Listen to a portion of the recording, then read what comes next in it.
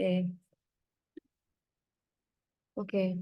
Hmm, ya, hari ini kita akan melanjutkan ya penjelasan yang kemarin terkait KPI dalam Google Ads gitu ya. Sebenarnya ini nggak cuma KPI di Google Ads saja, di semua platform kebanyakan KPI juga nggak beda jauh ya, di TikTok, di Meta, dimanapun tempat teman-teman iklan. Matriks yang teman-teman dapat dan temukan pasti ya ini aja gitu ya. Setiap stage itu punya ukurannya masing-masing.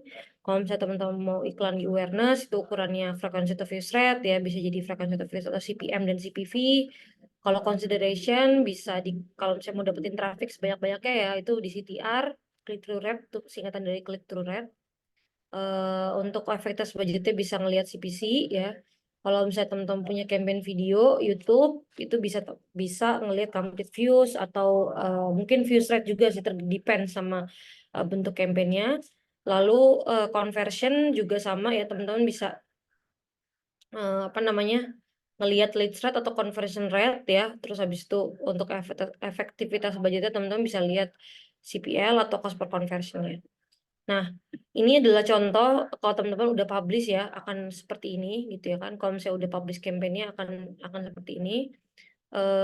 Apa namanya? Di sini akan muncul campaign-nya namanya apa gitu ya. Terus ada campaign type-nya. Itu teman-teman udah selesai setting ya. Kemarin kan udah sempat belajar gimana cara nge-setupnya dari campaign. Itu campaign menjawab pertanyaan apa aja. Pertanyaan bidding, pertanyaan budget, objektif, itu semua ada di campaign. Lalu di ad group tuh teman-teman jawab audiensnya itu siapa ya kan. Kalau agak berisik maaf ya. Audiensnya siapa, terus habis gitu topiknya apa, mungkin ya placementnya itu apa, segala macam itu dijawab di ad group. Lalu di ads itu baru isi konten-kontennya gitu ya. Kalau misalnya SEM itu isi isi headline atau description. Kalau misalnya apa namanya, GDN atau Google Discovery itu banner atau video mungkin ya. Kalau YouTube udah jelas pasti video atau video dalam YouTube ya, kalau misalnya YouTube. Nanti setelah teman-teman publish ya, udah selesai dipublish, nanti akan muncul kayak gini, akan muncul datanya gitu ya, akan muncul yang udah teman-teman set sebelumnya, namanya gitu ya, terus campaign type itu campaign type search, terus nanti impression dapat berapa. Impression itu kan kalau teman-teman masih ingat adalah berapa kali iklan kita dilihat ya kan. Berarti di sini tulisannya adalah 23.000 kali dilihat ya, dengan CTR 9,5 dengan budget atau cost 1,6 juta.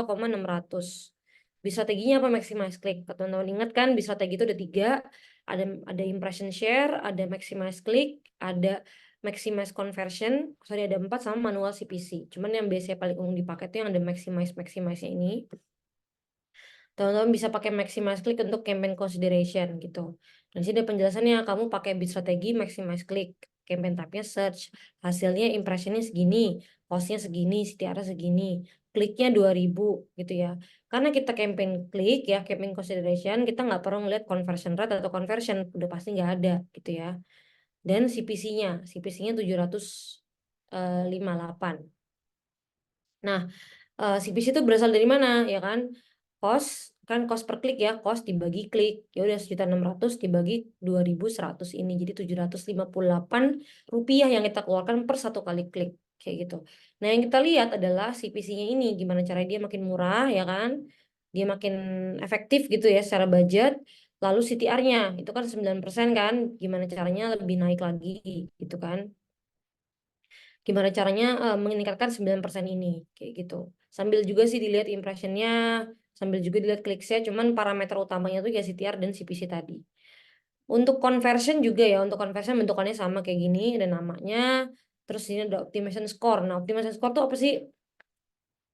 Optimization score tuh adalah apa namanya, skor yang dikasih dari Google untuk kita gitu, untuk menilai seberapa bagus sih iklan kamu gitu kan, seberapa compete sih iklan kamu compare sama komputer yang lain gitu ya.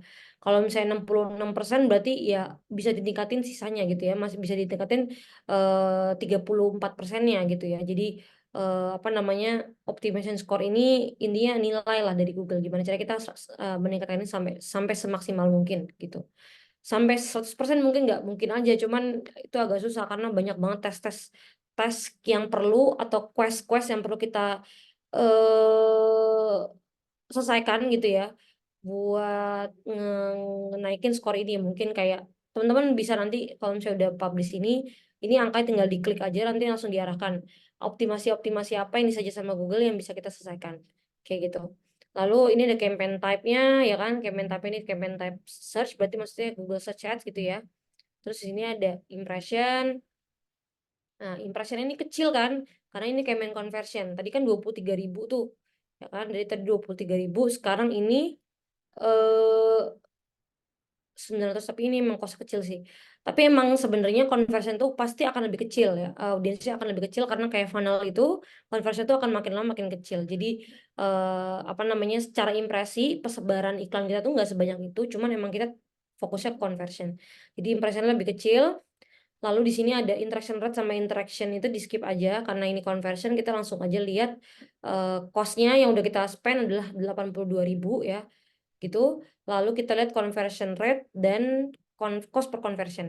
Nah, ini ada bid strategi type juga. Di sini ada maximize conversion kan berarti kita pakai type of bid strategi itu si maximize conversion tadi kan ada 3 tadi ya, ada 4 tadi ya. Kita pakai maximize conversion untuk campaign conversion.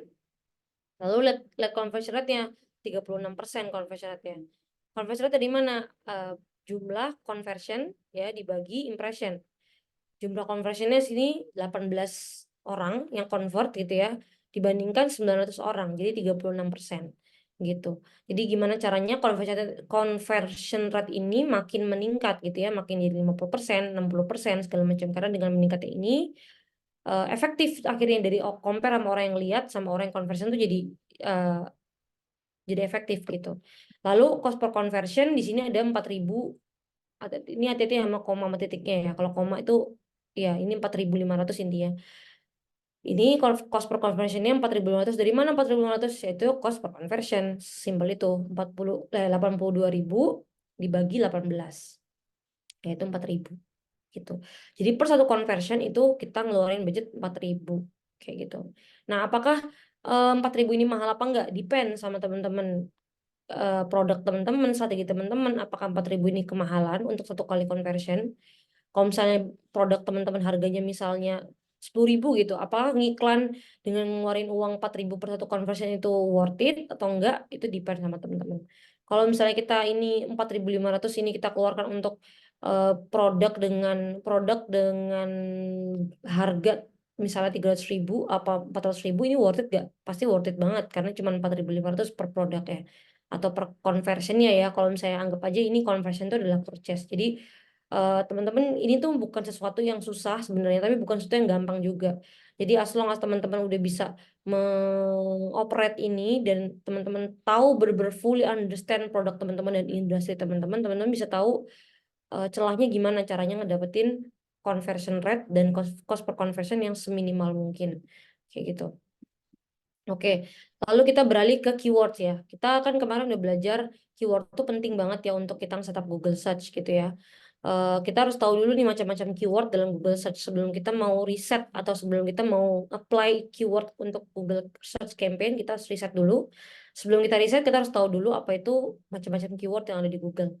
Yang pertama adalah broad match. Broad match itu adalah yang ads may show on search that are related to your keyword. Jadi apa namanya? Kalau teman-teman gimana ya?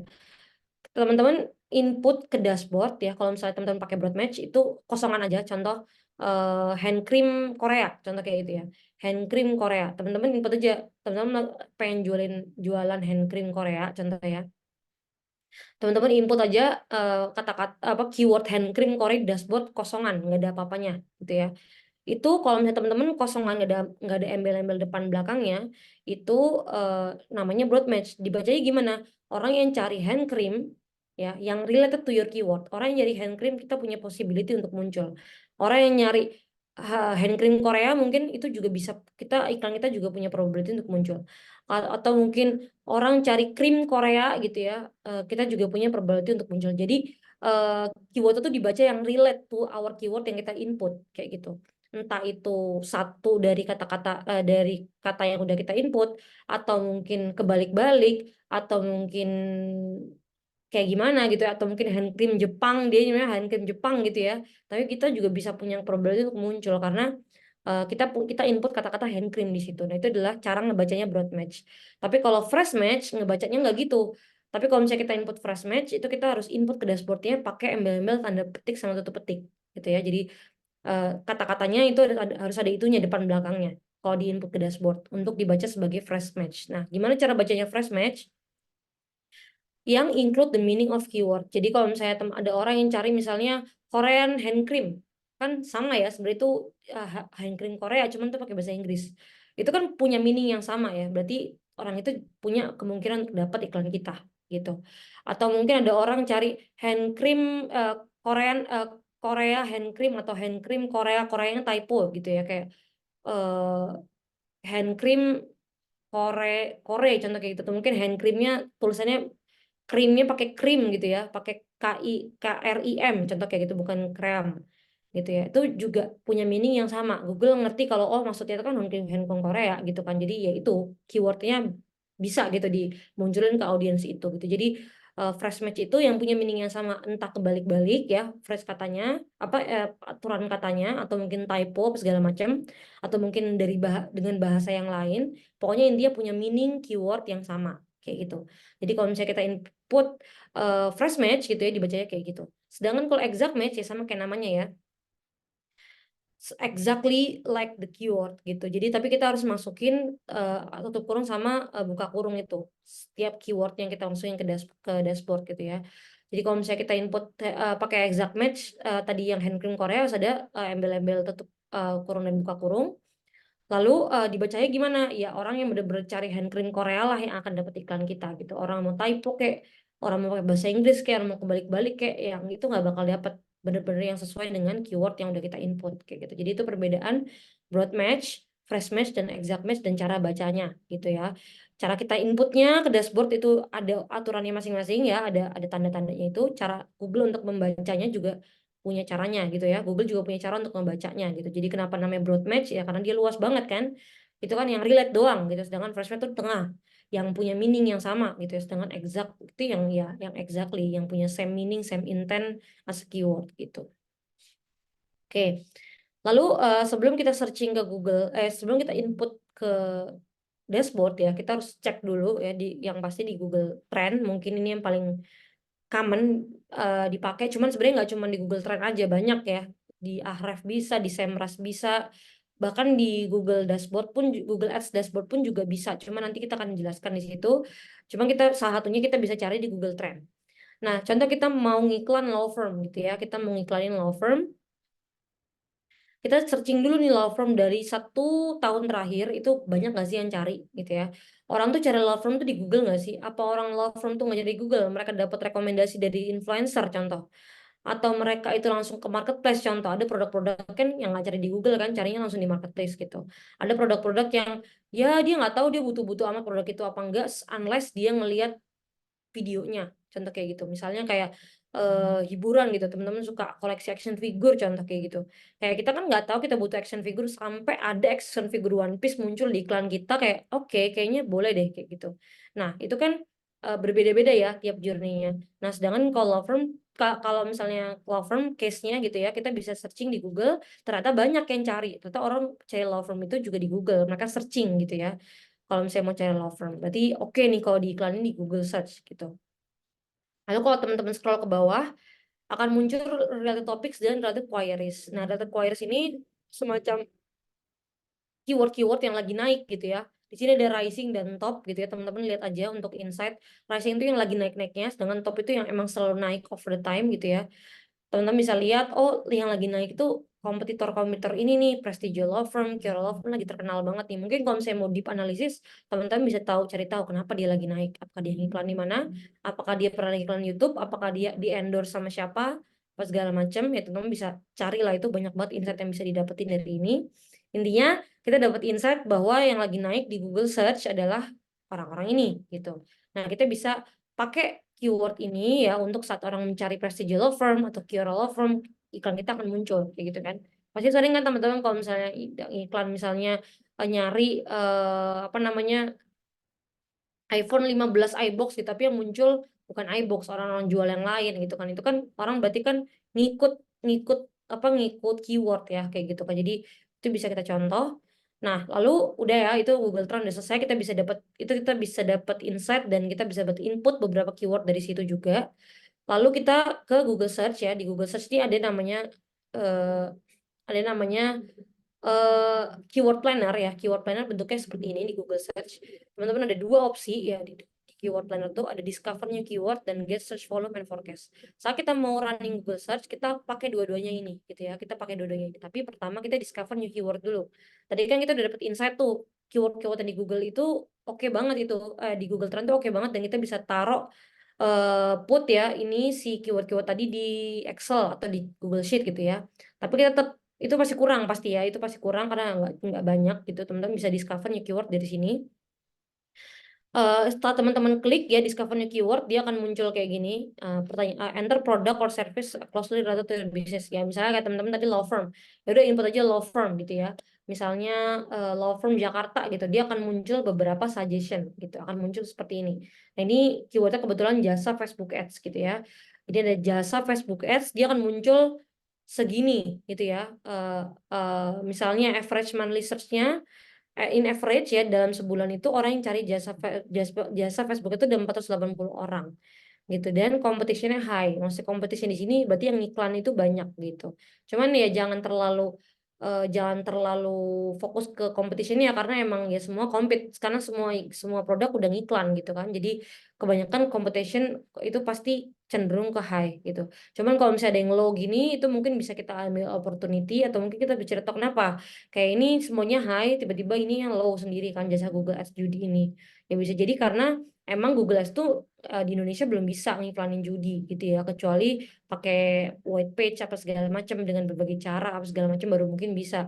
Cuman mereka nggak pakai keyword ini karena emang nggak berani banyak orang yang pakai ngasih service Google Ads untuk judi gitu ya. Jadi teman-teman bisa ambil aja beberapa keyword yang punya average monthly set yang tinggi gitu ya. Ini kayak judi ini dikit, mending nggak usah gitu ya. Apalagi susah kayak gini kan, mending nggak usah.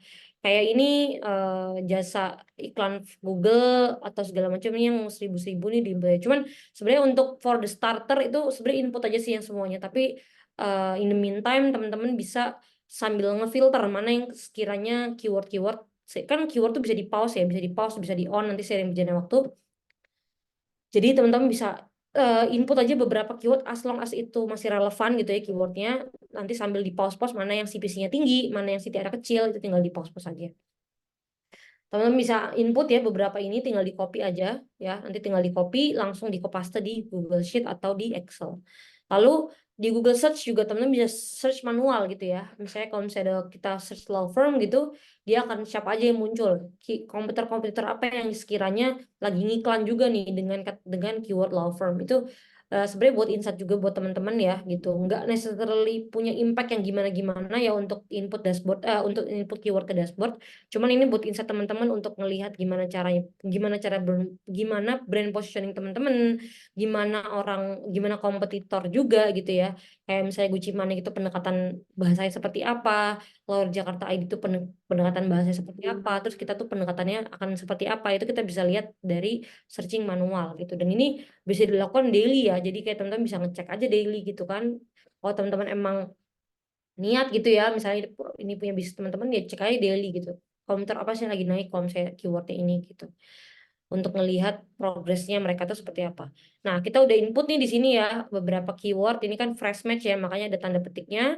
Ini hati-hati jangan sampai salah. Ini kan ada tanda petik satu, ini jangan sampai salah. Pokoknya kalau tanda petik harus dua gitu, biar kebaca sama Google. Lalu udah kan di sini ada perbedaan nih antara exact match, broad match, dan fresh match ya. Di sini ada perbedaannya. Nanti teman-teman input dulu di dashboard ya, input dulu di dashboard. Terus nanti tinggal di kopas aja. Entah itu dapat dari Google Trend, entah dapat dari Google Ads tadi, entah itu dapat SEMrush segala macam, masukin ke Google Sheet, langsung nanti di copy, terus di paste, masukin ke dashboard gitu ya. Lalu, oh ya, tadi keyword planner tadi ya, ini keyword planner tadi, saat teman-teman klik keyword planner akan muncul seperti ini kan, tadi kan ada discovernya keyword dan get search volume and forecast. Teman-teman pilih, tadi udah discovernya keyword kan, udah ketemu keywordnya, udah taruh di Excel, tinggal get search volume and forecast. Kita ramal dulu, kita ramal dulu potensi dari keyword-keyword yang udah kita cari tadi, gitu ya. Pas teman-teman klik get search volume and forecast akan muncul kayak gini, ya, akan muncul kayak gini. Teman-teman klik aja button biru ini, nanti langsung ada kotak putih, teman-teman tinggal input aja, enter your keyword atau input your keyword, tinggal di kopas aja semua yang ada di Excel, terus di enter, gampang banget. So akan muncul kayak gini ya. Kita akan dialihkan langsung ke save keyword di sini, terus kita klik forecast. Kita udah input kan jadi kita input harus di save keyword ya. Habis itu kita klik forecast yang di sini, kita klik forecast, nanti akan muncul kayak gini. Ya, ini kan forecast ya, akan muncul kayak gini bentuknya. Nah, di sini ada bis strategi. Kita ditanyain dulu bis strategi yang mau kamu pakai apa? Maximize click, maximize conversion atau apa? Itu di sini case-nya adalah maximize click ya, jalannya 1 bulan ya kan. Terus location-nya misalnya location-nya mau di luar Indonesia atau mungkin di Jabodetabek only atau mungkin di kota-kota besar Indonesia atau mungkin malah di luar Jawa segala macam, itu bisa input di sini. Lalu di sini yang bisa kita rubah adalah daily budget. Misalnya daily budget kita 50.000. Jadi ini diklik ya, ini diklik diganti 50.000, nanti ini akan menyesuaikan. Jadi kan your plan can get 4 key clicks and 25 juta with 830.000 daily budget. Kalau misalnya kita input 50, di sini nggak 25 juta gitu ya. Di sini pasti menyesuaikan dikalikan period yang udah kita tentukan kayak gitu. Dan hasilnya pun ya, karena ini maximize click, dia akan ngeluarin hasil klik. Kalau di sini kita input maximize conversion ya, di sini juga munculnya adalah hasil conversion, estimasi conversion maksudnya, estimasi klik juga. Jadi ini adalah estimasi klik dengan budget segini gitu, 4.000 klik dalam 1 bulan ya kamu dapat kayak gitu. Dan kamu dapat 4.000 klik dengan 17.000 impression dengan budget 25 juta total ya, dengan CTR 23% dan CPC 6.200. Jadi ini adalah estimasi atau forecast lah ya dari Google. Seperti apa sih campaign kamu nanti selama sebulan, intinya kayak gitu. Nah, di sini kita harus udah tahu dulu ini. Misalnya kayak CPC 6.000. Aduh, kayaknya 6.000 kemahalan banget deh. Masa CPC biasanya 700 rupiah, 1.000 lah mentok paling mahal gitu. Ini 6.000 gitu kan. Teman-teman lihat di save keyword ya. Berarti di save keyword tadi itu ada yang mahal banget ya kan. Berarti CPC ada yang mahal banget. Teman-teman harus cari keywordnya lagi gitu. Jadi tinggal main gitu aja. Kalau misalnya ini kan save keyword ya. Ini kan udah kita forecast, kita balik ke save keyword, kita ganti keyword yang mahal, kita input keyword yang murah. Gitu terus ya waktu forecast sampai kita dapetin CPC yang sesuai dengan kita, CTR yang sesuai dengan kita gitu kan. Meskipun nanti saat jalan pun juga nggak mungkin sama persis kayak gini. Ini kan namanya juga forecast ya, estimasi gitu ya. Dia nggak garansi apa-apa. Itu cuma gambaran aja dari keyword-keyword dan kompetisi-kompetisi yang ada itu kamu bakal dapat segini kayak gitu. Dan ya biasanya sih nggak beda jauh, apalagi klik ya, klik tuh nggak beda jauh sebenarnya dari estimasi gitu. Jadi teman-teman harus puas dulu dengan forecastnya, baru teman-teman apply tuh campaignnya kayak gitu. Sampai puas dulu dengan ini, jangan apa sampai belum puas kalau misalnya masih belum puas gitu ya, jangan di ini dulu gitu, jangan give up dulu untuk cari beberapa keyword yang sekiranya bagus gitu ya. Oke, terus untuk ads juga kemarin udah jelasin ya. Di sini kita input, kita udah input keyword. Di situ kita habis keyword itu kan keyword kan bisa tapi di bagian ad group ya. Lalu kita akan diarahkan ke bagian ads kayak gini. Bentukannya sama. Kita ini mungkin udah dijelaskan ya kemarin, kita input final URL, display path, headlines, dan description. Di sini namanya ads range ya. Di sini ada ads range. Bentar, maaf.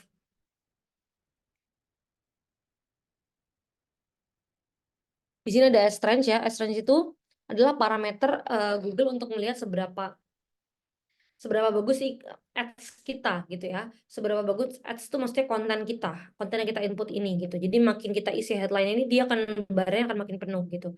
Nah, gimana cara dia barnya penuh? Dengan memenuhi bar-bar yang 4 ini gitu ya. Bar yang 4 ini.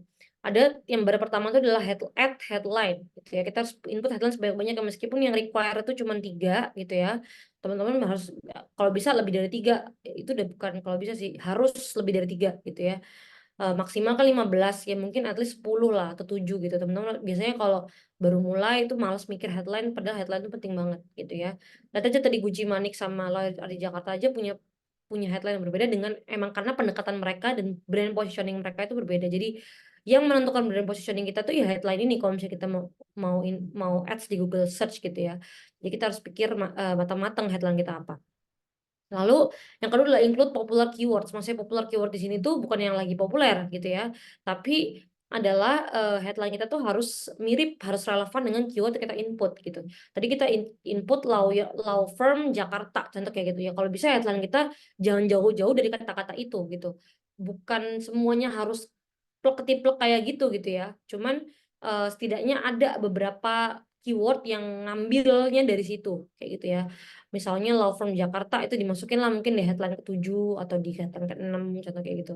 Atau mungkin kayak gimana. Jadi setidaknya ada beberapa keyword ya yang teman-teman input sebagai headline kayak gitu, atau mungkin include aja, diincludein aja gitu ya, kayak misalnya ditambahin apa, kayak nggak harus sesaklek law firm Jakarta, mungkin kayak law firm terbaik Jakarta atau mungkin kayak gimana segala macam gitu ya. Jadi teman-teman harus lebih kreatif lagi untuk mikir isi headline-nya. Lalu yang kedua adalah make headline unik. Ini juga yang kreatifnya juga di sini gitu ya. Headline itu harus lebih unik gitu ya. Kita nggak bisa kayak ya udah sesuai sama keywordnya aja kayak gini gitu kan. Yang poin kedua itu kenapa harus popular keyword ya, karena orang searchingnya law firm ya harusnya keluarnya law firm juga gitu kan. Sebenarnya kan maksudnya Google tuh gitu. Cuman tetap gitu ya, Google tetap harus mewajibkan kita untuk punya headline yang unik gitu. Contoh ada diskonnya, contoh ada kata-kata yang indah gitu ya, contoh ada kata-kata yang mungkin branding yang menggambarkan gimana sih produk kita gitu ya. Jadi apa namanya, teman-teman harus lebih kreatif dan putar otak untuk pakai memilih headline gitu ya. Lalu yang terakhir adalah make description unique. Kan description ini kan agak panjang ya gitu. Jadi masih mudah gitu ya untuk teman-teman bikin itu lebih unik gitu, entah menjelaskan fasilitas misalnya, atau mungkin diferensiasi kita compare sama komentar yang lain, atau mungkin jargon-jargon kita, apa tagline kita itu juga bisa dimasukin juga. Jadi lebih kreatif juga ya di pemilihan deskripsi gitu ya. Cuma karena dia deskripsi ya, dia fungsinya sebagai dia fungsi deskriptif gitu ya. Jadi jangan terlalu keluar dari fungsi lah intinya kayak gitu, tapi tetap harus kreatif gitu. Lalu di atas tuh ada nama extension ya, ini udah dijelasin belum ya kemarin, kayaknya udah deh. Pokoknya oh belum, extension ini adalah kayak gini bentuknya ya. Ini kan Gucci Manik ya, ini ada our team, service available, kontak us ya. Ini tuh adalah namanya site link gitu ya, jadi memudahkan audiens tanpa perlu mereka harus visit ke Instagram apa ke website dulu dan scroll ngelihat menunya dulu satu-satu. Kita bisa provide mereka link yang mereka langsung straight to the page yang mereka mau mau tuju gitu ya. Itu kan berarti kan memudahkan mereka kan seperti gitu. Jadi site link itu kepake banget dan meningkatkan optimization score yang tadi kita bahas tadi di awal. Itu meningkatkan banget. Pasti semua suggestion dari optimization score adalah meningkatkan site links, karena site links ini meningkatkan klik gitu, karena memudahkan gitu ya. Jadi site link ini bisa diinput ya, misalnya tadi kita our team, kontak us, segala macam, itu terserah mungkin yang sekiranya dari analisa kita di website itu orang tuh bakal cari itu. Contoh misalnya portofolio kita, atau mungkin contoh misalnya kontak kita, atau contoh misalnya marketplace kita, apa segala macam, kita bisa input di extension gitu. Di sini juga ada call extension. Call extension mungkin untuk beberapa produk yang butuh ada call-nya langsung biar nggak usah ribet-ribet visit kemana-mana dulu. Pakai klinik ya, klinik hewan, atau mungkin rumah sakit. Kalau misalnya seandainya mau ngiklan gitu ya, itu bisa juga apa namanya input apa namanya phone di situ biar akhirnya dia ya pas ngiklan nggak perlu visit-visit ke website dulu, seperti itu.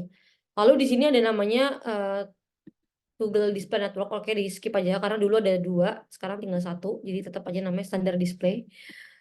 Type of GDN sekarang cuma satu ya, standar aja.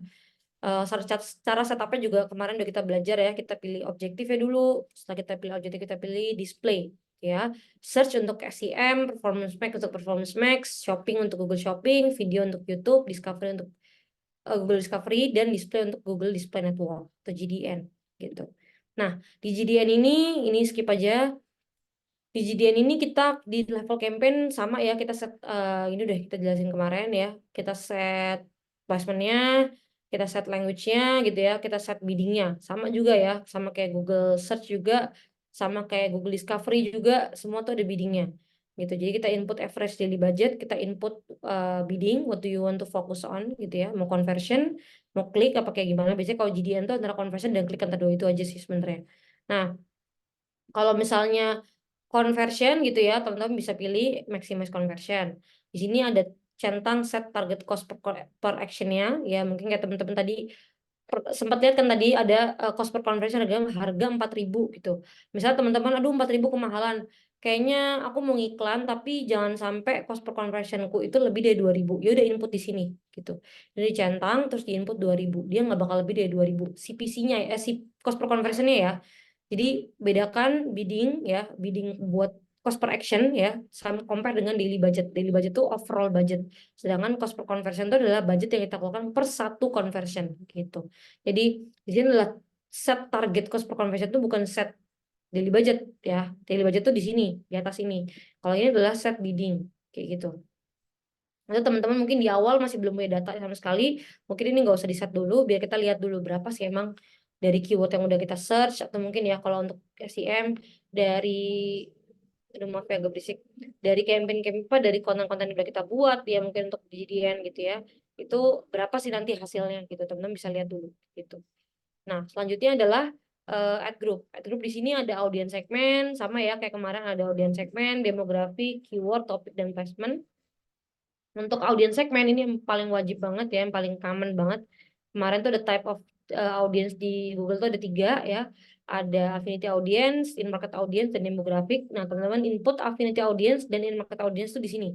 Gitu ya. Di sini teman-teman bisa ngelihat kalau family focus nih. Family focus nih bisa jadi affinity audience. Nanti kalau teman-teman klik ini, itu ada keterangannya dia tuh affinity atau in-market audience gitu ya. Kalau misalnya in-market audience berarti tapi biasanya family focus tuh affinity. Biasanya kalau in market audience tuh kayak health and fitness buff. Contoh kayak gitu ya. Kalau affinity berarti dia interest dengan health.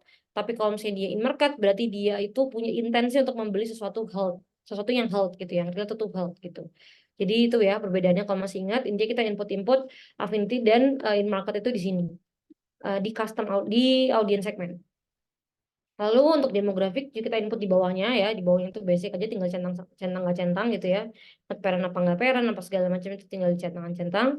Terus topics ya, topics ini ada banyak topics yang di provide oleh Google, kita tinggal cari aja mungkin kalau misalnya topik kita lebih spesifik gitu ya. Intinya kita bisa targeting ke website-website ya yang punya topics yang sesuai dengan yang kita mau tuju gitu ya. Misalnya kita mau ngiklan HP gitu ya, kita bisa taruh di tag website gitu ya, atau mungkin kita mau ngiklan saham contoh ya, kita mau iklan saham mungkin bisa di input di orang yang suka riset mengenai harga saham contoh kayak gitu ya, website-website yang kayak gitu gitu. Jadi itu tergantung dengan kebutuhan dan strategi kita, balik lagi gitu. Lalu di GDN gitu ya, di GDN kita bisa di GDN sorry, di placement kita bisa input ya exact placementnya gitu ya. Kalau website kita tinggal klik aja. Kalau misalnya enter kan ada browse sama enter ya. Kalau browse tuh kita cari manual gitu ya. Kita misalnya mau iklan di Tribun News gitu, kita cari Tribun News, nanti akan muncul opsi-opsi Tribun News yang mana gitu ya. Kita pilih Tribun News yang bener lah ya, sesuai dengan kita targeting, baru kita centang. Tapi kalau misalnya enter itu kita input URL langsung, jadi lebih cepat gitu ya. Jadi kita input URL langsung ke sini, jadi Google langsung bisa baca gitu ya kalau misalnya mau ngiklanin di Tribun News ini contoh gitu ya. Atau mungkin itu channel kita bisa input juga, kita bisa cari juga ya channelnya apa gitu kan, kita bisa cari channelnya apa dan apa namanya bisa juga enter link YouTube-nya atau link YouTube channelnya kayak gitu. Tinggal di done, udah selesai. Tapi untuk ya to be note aja gitu ya, kalau misalnya mungkin udah di-mention juga kemarin, kalau teman-teman mau input topics dan placement itu nggak bisa cuma 2 ini aja gitu, teman-teman harus meluaskan. Karena kalau misalnya sebenarnya kalau mau nyoba nggak apa-apa gitu ya, karena kita nggak, hasil itu nggak ada yang tahu. Cuman kalau misalnya hanya input topik dan placement aja biasanya itu audiens sangat kecil gitu kan. Karena dia ya kita spesifik ke satu tempat doang gitu kan, ke satu topik doang, jadi akan lebih kecil ke compare dengan affinity audience tadi di audience segmen. Ini compare sama ini pasti ini akan lebih besar gitu ya, karena ini pakai datanya Google gitu ya. Google tahu siapa orang-orang yang fokus to family, Google tahu orang-orang yang interested to health and fitness buff, ada orang-orang yang tahu, Google tahu orang-orang yang suka interest dengan beauty segala macam, itu pakai datanya Google. Nggak tahu tuh mereka visit visit website apa aja kita nggak tahu gitu ya, cuman Google lah yang tahu gitu interest itu, makanya dia datanya lebih audiensnya lebih luas gitu compare sama kita yang nentuin kayak gitu. Nah, di GDN juga sama ya. Di GDN ini sebenarnya dua macam ads gitu ya. Tadi kan kita udah belajar ad grupnya ya, kita set audiensnya. Kalau ini adalah ads-nya. Ads-nya kemarin kayak udah sempat belajar juga ya. Di sini kita input final URL, terus business name, image, logo, video, headline, dimasuk-masukin aja. Ini adalah bentuk responsive display.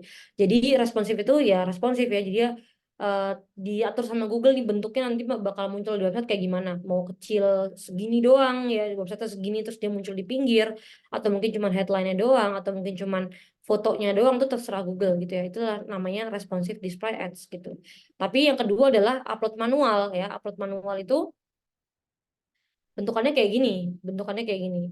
Jadi ini eh, apa namanya, ada change di sini, ada change. Oke, untuk bawah. Di sini ada change nih, in progress upload display ads. Ini kalau di change nih bakal diarahkan ke responsive display tadi. Tapi kalau misalnya manual upload ya udah kita tinggal input final URL-nya, terus kita input foto-foto yang mau kita tampilkan kayak gitu. Tapi dengan notes ya, foto-foto apa banner-banner tersebut harus sesuai dengan requirement Google gitu ya. Jadi ukuran-ukuran itu berapa senti segala macam, Google tinggal searching aja. Kalian tinggal searching aja kalau misalnya mau pakai manual ini, ukuran di GDN Google nanti akan ada banyak pilihannya. Kalau misalnya teman bisa Photoshop aja saja according to itu gitu ya.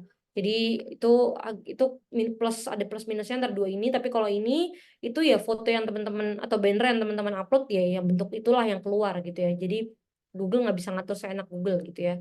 Kita bisa atur sendiri lewat ini gitu. Tapi ya harus sesuai dengan requirement size-nya dari Google gitu. Oke, selanjutnya adalah type of YouTube ads. Nah, YouTube ads-nya ada beberapa macam ya. YouTube ads-nya nggak cuma satu macam, pasti teman-teman juga udah tahu ya. Ada yang bisa di skip, ada yang nggak bisa di skip, segala macam itu udah banyak banget.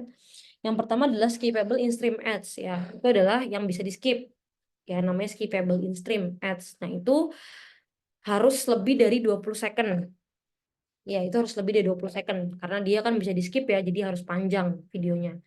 Tapi 20 second itu kan sebenarnya nggak panjang-panjang banget ya kalau untuk Google, untuk YouTube gitu ya. Jadi intinya skippable itu bisa lah semenit, 2 menit gitu bisa. Minimal 20 second. Lalu apa namanya, non skippable in stream. Nah, non skippable in stream ini nggak boleh lebih dari 15 second ya, karena dia nggak boleh di skip ya. Jadi dia nggak boleh panjang-panjang. Karena kalau misalnya panjang-panjang orang pada uninstall Google ya kan. Jadi apa namanya, eh apa?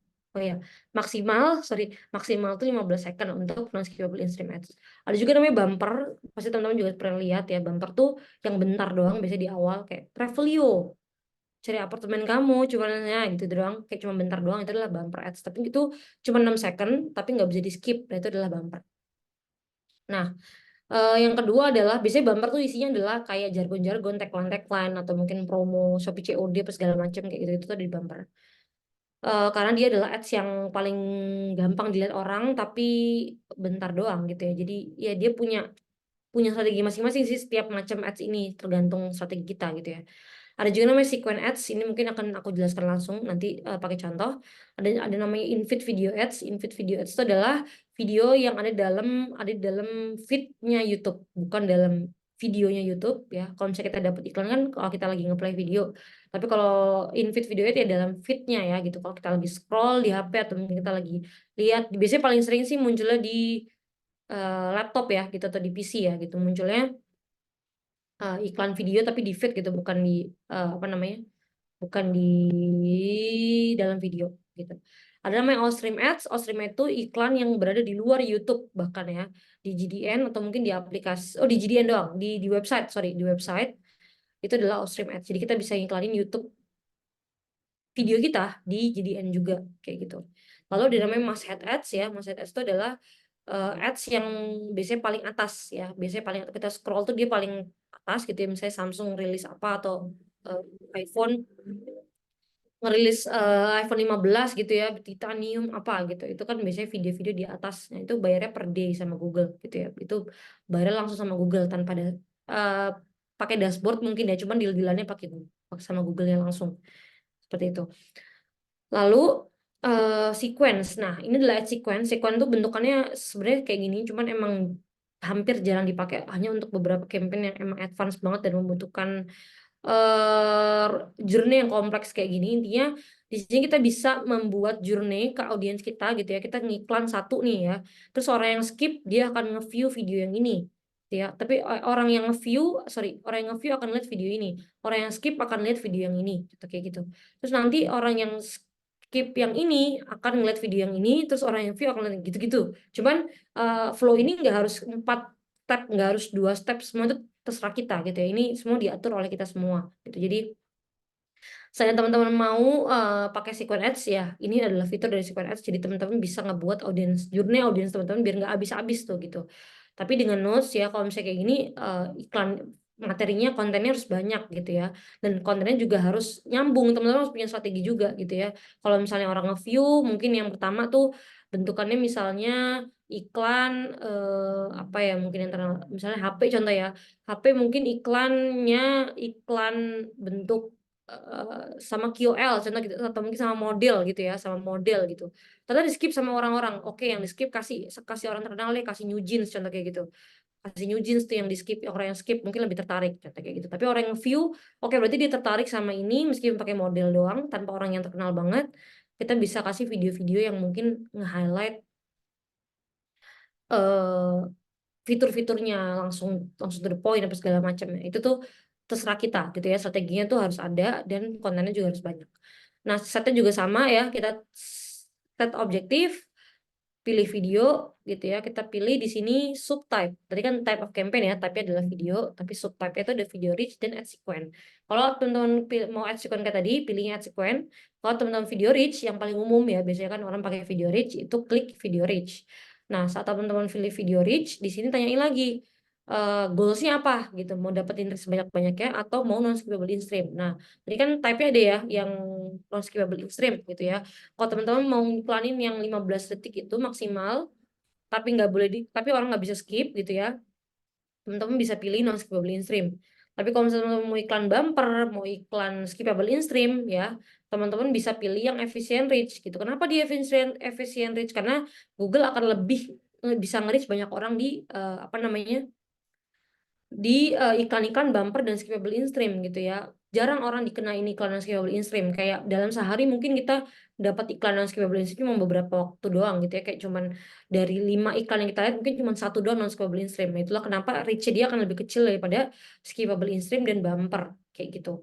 Jadi kalau misalnya kita mau dapetin reach yang sebanyak-banyak ya, kita bisa pakai yang bumper atau skippable in stream. Tapi kalau misalnya kita yang penting iklanku nggak di skip gitu kan, mau yang reach dikit juga nggak masalah, kita bisa pilih non skippable in stream kayak gitu.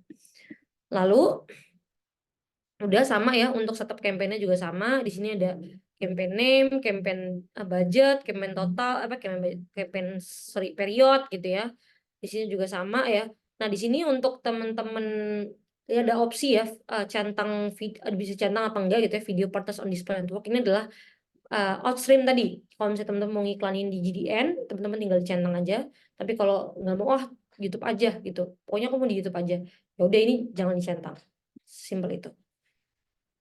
Habis itu di sini ada juga namanya frequency capping ya. Frequency capping itu mungkin itu lebih advance lagi buat teman-teman yang dalam sehari itu misalnya kepengen menargetkan orang tuh jangan lihat berkali-kali. Contoh kan ada orang nih, kita dapat iklannya Lazada tuh sehari bisa 5 kali gitu kan. Tapi emang Mia Lazada pengennya kayak gitu. Sehari tuh orang harus dapat 5 kali biar biar terngiang-ngiang contoh kayak gitu. Ada juga orang yang kayaknya nggak usah sampai berkali-kali deh. Tetap satu orang tuh 1 kali aja, mending difokusin budgetnya untuk kasih ke orang-orang yang lain. Jadi kayak lebih meluas gitu audiensnya daripada ke audiens yang itu. Meskipun audiens itu aja nggak yang cuma itu aja ya, depend sama budgetnya juga. Cuman di compare sama 1 orang yang lihat 5 kali, mending 5 orang itu lihat 1 kali kayak gitu. Ya, nanti kayak gitu lah ya. Nah, frequency capping itu untuk nge-cap itu gitu ya. Mau dalam sehari atau dalam seminggu ya, atau dalam sebulan, apa dalam berapa hari gitu ya. 1 orang tuh mau berapa kali lihat iklan kita. Ya, ada pilihannya nanti dalam 1 hari dapat 5 kali atau dapat itu kayak maksimal gitu ya, maksimal 5 kali. Kita nggak bisa nentuin orang bakal dapat berapa, cuman adalah cappingnya, kayak mentoknya gitu. Kalau misalnya kita kepengen kecil ada mentoknya 1, kalau misalnya kita kepengen gede ada mentoknya 5 contoh, atau mungkin mentoknya 4, 3 terserah kita gitu, tergantung kita balik lagi. Jadi frekuensi capping itu tujuannya kalau teman-teman punya punya strategi yang kayak gitu ya, kayak kepengen kepengen dilihat berkali-kali ataupun sebaliknya kayak gitu. Lalu di sini ada namanya, oh sorry, Oh ya, di sini ada related videos ya. Di sini ada namanya related video, salah satu fitur juga dari eh, YouTube ya yang teman-teman bisa pakai gitu ya. Kalau teman-teman klik related videos, teman-teman bisa input beberapa video-video di YouTube yang eh teman-teman anggap video itu tuh punya audiens yang sama. Contoh kita mau ngiklanin campaign, kita mau ngiklanin produk, eh ini contoh aja ya, ini contoh. Kita mau ngiklanin produk buat menengah ke bawah, contoh misalnya kayak obat menengah ke bawah, contoh kayak gitu ya. Misalnya apa gitu, A gitu obatnya. Terus teman-teman obat itu mungkin buat menengah ke bawah dan usia usia 30-an ke atas, contoh ya obat itu, contoh gitu. Nah, teman-teman bisa input related video YouTube ya, YouTube ini kan YouTube ya. YouTube channel ya atau YouTube video yang audiensnya tuh mirip-mirip kayak gitu. Contoh apa ya? Misalnya menengah ke bawah, misalnya Sule ya, video-video Sule gitu kan. Itu kan mungkin audiensnya adalah orang 30-an atau mungkin 20 akhir lah ya gitu. 30-an lah ya, 30-an benar. 30-an atau mungkin 40-an gitu ya, menengah ke bawah bisa jadi ya. Itu kan belum di riset. Cuman eh, anggap anggap aja kayak gitu. Nah, kita bisa input channel apa video dari Sule itu di sini gitu. Akhirnya si apa namanya? YouTube-nya punya insight gitu ya terhadap audiens dari apa namanya iklan kita. Kayak gitu. Nah, video ini juga bisa diinput beberapa ya, beberapa video. Influencer sekiranya sekiranya tepat gitu ya, tapi teman-teman harus riset juga, risetnya juga harus harus jangan ngasal gitu ya. Kayak misalnya ada beberapa influencer yang sekiranya cocok nih buat anak SMA gitu kan, tapi dia nggak SMA, ternyata dia udah tua gitu kan, bisa jadi kan belum tentu juga. Jadi semua itu harus diriset berdasar manual gitu ya, kita harus riset manual. Lalu untuk set at group ya sama juga ya, di sini ada demografik, ada audience segmen juga sama ya, isinya adalah affinity dan in market audience. Demografik juga sama kayak GDN tadi ya, tinggal centang-centang aja, isinya juga sama. Ada parental status, ada gender, ada age, ada household income gitu ya. Terus keyword, topics, dan placement. Kalau misalnya kita input keywords ya, berarti kalau misalnya di YouTube kita input keywords, berarti kita asumsikan orang cari itu di keyword. Contoh kayak kita mau ngiklanin eh kita mau ngiklanin contoh ya buat orang-orang yang cari World Cup 2024 contoh gitu ya, World Cup 2024 gitu. Ya, itu kita bisa input World Cup 2024, tapi again ya keyword tuh harus dicari tahu gitu ya. Harus cari tahu. Cuman emang jarang banget orang pakai keyword karena emang untuk ngecek keyword tuh kebanyakan buat Google Search, bukan buat YouTube, bukan buat GDN, buat bukan buat discovery. Jadi keyword yang kita input buat YouTube ini hanya berdasarkan analisa kita aja gitu. Jadi emang jarang juga yang pakai gitu ya. Terus topics juga sama gitu. Topics juga kalau misalnya kita input topics, misalnya topics di apa podcast politik atau podcast horor contoh ya, atau segala macam itu kita bisa input di topics ya. Terus habis itu placement juga sama kayak GDN juga, kita tinggal masukin YouTube channel atau mungkin bisa langsung enter link YouTube-nya. Untuk setup ads-nya juga gampang ya. Kita tinggal input kopas link video YouTube kita. Setelah itu di-enter. Habis itu kita langsung masukin file URL. Nanti iklan kita akan diarahkan kemana. Kayak gitu. Oke, mungkin cukup sekian tadi yang bisa aku jelaskan. Dari teman-teman mungkin ada yang mau ditanyakan, silakan.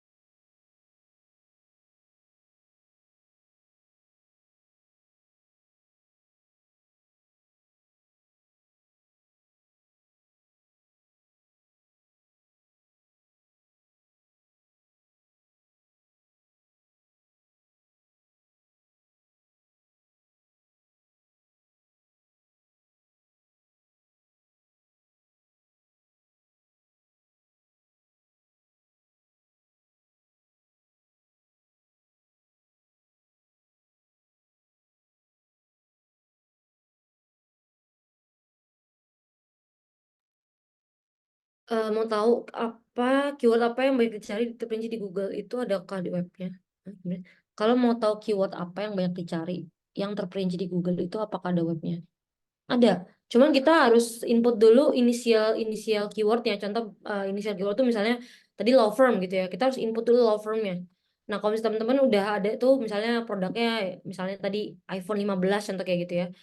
Itu banyak di tadi kan kayak tadi ya di Google Trend bisa ya. Kalau misalnya kurang detail di Google Ads tadi bisa ya di discover new keyword tadi bisa langsung banyak banget keluar rinciannya atau mungkin di SEMrush itu third party ya ada SEMrush ada Ahref itu juga gratis ya gitu jadi teman-teman tinggal buka aja tapi sebenarnya hasilnya mirip-mirip aja sih sama Google Ads sebenarnya setelah dilihat-lihat cuman apalagi kalau misalnya teman-teman kampanye klik ya itu nggak terlalu beda jauh jadi apa namanya eh itu kalau itu ada initial keyword dari kita dulu ya kita harus punya satu keyword utama baru kita input di website tadi yang udah aku share di Google Ads bisa di SEMrush bisa ya di Ahrefs juga bisa si SEMrush SEMRUSH sama AHREFS Ahrefs itu ada cuman sebenarnya Google Ads saja udah cukup sih gitu untuk kita dapetin beberapa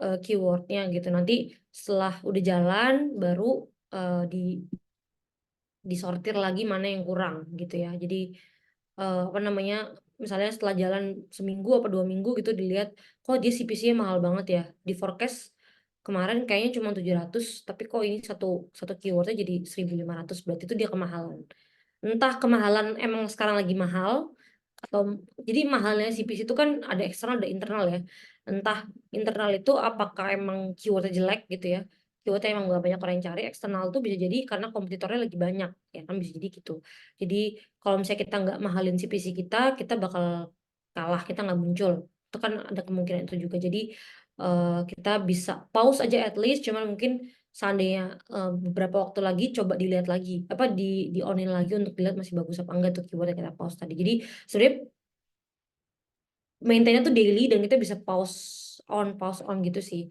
Cuman kalau misalnya campaign klik ya, campaign traffic consideration itu sebenarnya agak-agak nggak terlalu susah, kita tinggal ngecek-ngecek aja. Cuman kalau conversion kita bisa lebih detail gitu ya, karena kan conversion ya, di perharinya kita harus tahu berapa cost per conversionnya, berapa uang yang udah kita keluarkan. Itu kita bisa cek daily-nya di situ. Kayak gitu. Karena yang bidding itu kan yang ditaruh itu kan cost per action ya.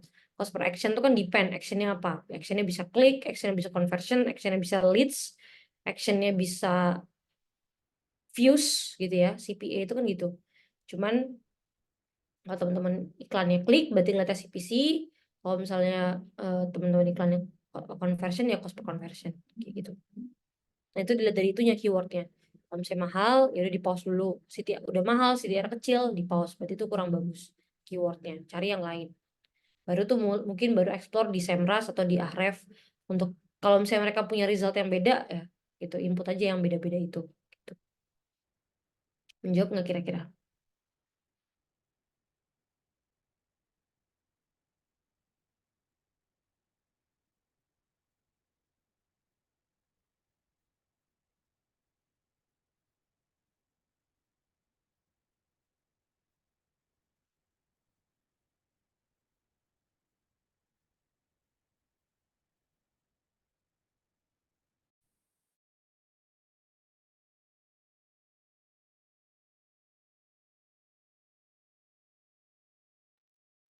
Betul. Tarif tadi itu kan bidding ya, betul betul. Kalau tarif tadi maksudnya bidding itu benar. Kalau misalnya di awal kita udah ngeset budget, kita ngeset biddingnya itu berapa, itu bisa Google akan menyesuaikan. Cuman tadi kalau kalau teman-teman ingat yang di bidding itu nggak dicentang ya, kalau yang nggak yang maximize aja, maximize conversinya terserah terserah Google mau berapa, ya udah dia bakal mahal pun juga ya tetap aja gitu keyword bisa lebih bisa semahal apapun cuman tetap Google nggak mungkin semena-mena itu juga sih sebenarnya gitu cuman kalau seandainya teman-teman punya batasan gitu ya punya batasan tadi tarif yang kita patok each keyword atau buat ads kita gitu ya itu bisa kayak gitu.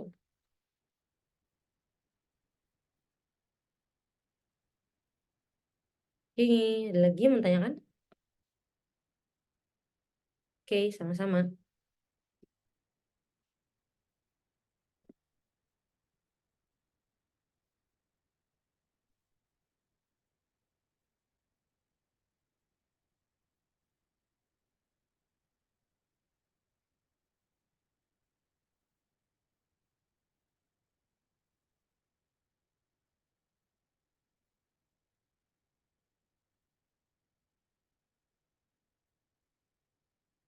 Oke ya. Kayaknya udah cukup, teman-teman udah kayaknya udah paham juga ya. Semoga ilmunya bermanfaat.